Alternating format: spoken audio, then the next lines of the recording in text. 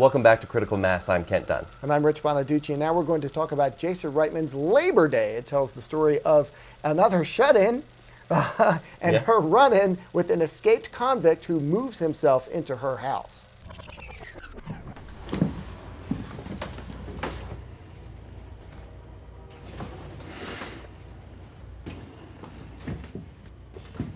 I should go. Then we'll come back for a few hours. This is as good a window as I'm gonna get. Maybe tomorrow, once your stitches have had a little more time. They're not gonna stop looking, Adele. They have dogs that can smell your blood. You should probably let your stitches heal. You should stay.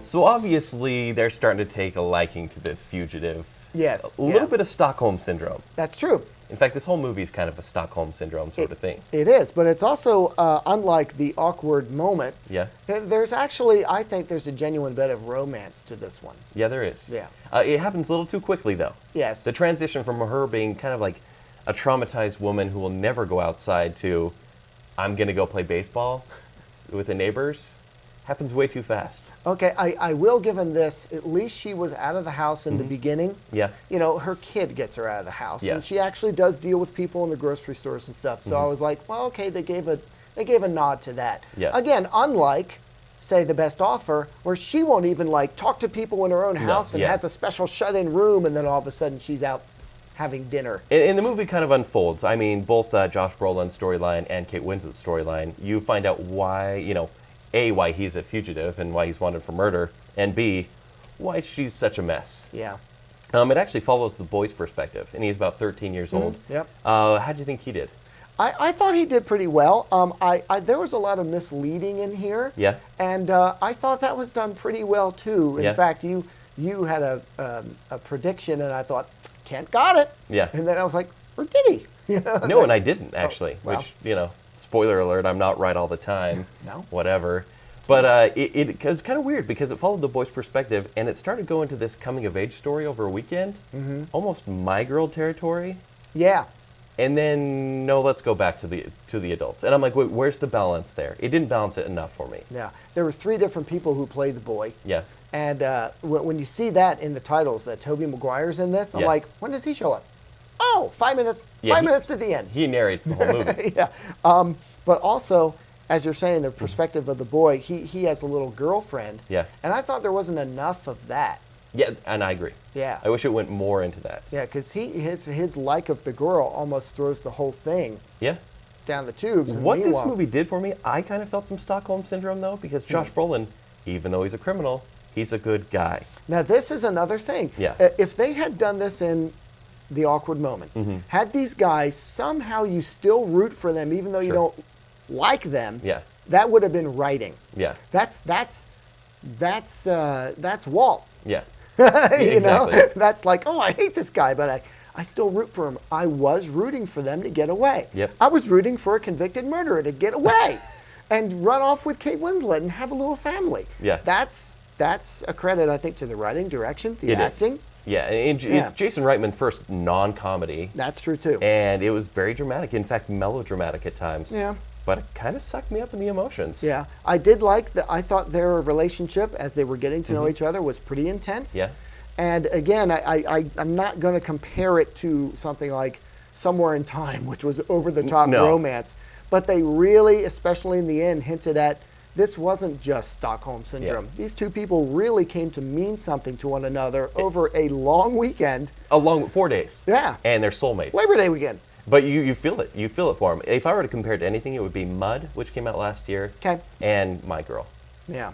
But without the bee stings. You know. Now, although it wasn't that funny, No? it was. There were parts of genuine humor between them, not too many. Yeah. But it was good enough. But there were random cameos. Like J.K. Simmons appeared for about 30 seconds, and you're like, he's a Jason Reitman guy. If you're gonna have J. Jonah Jameson and Spider-Man in the same movie, Exactly. you gotta give him a little bit of credit. So it sounds like you like this movie. Oh well, I did like it. I did. There was something interesting about it when I also saw that Dawson was going to be in it. Yeah. When I saw James Van Der Beek in the title, I kept waiting for when Dawson was going to show up. Yeah. And when he does, I'm like, that is one creepy cop. Yeah. Like, Maybe that's what he's supposed to play. maybe so. I would be afraid of him too.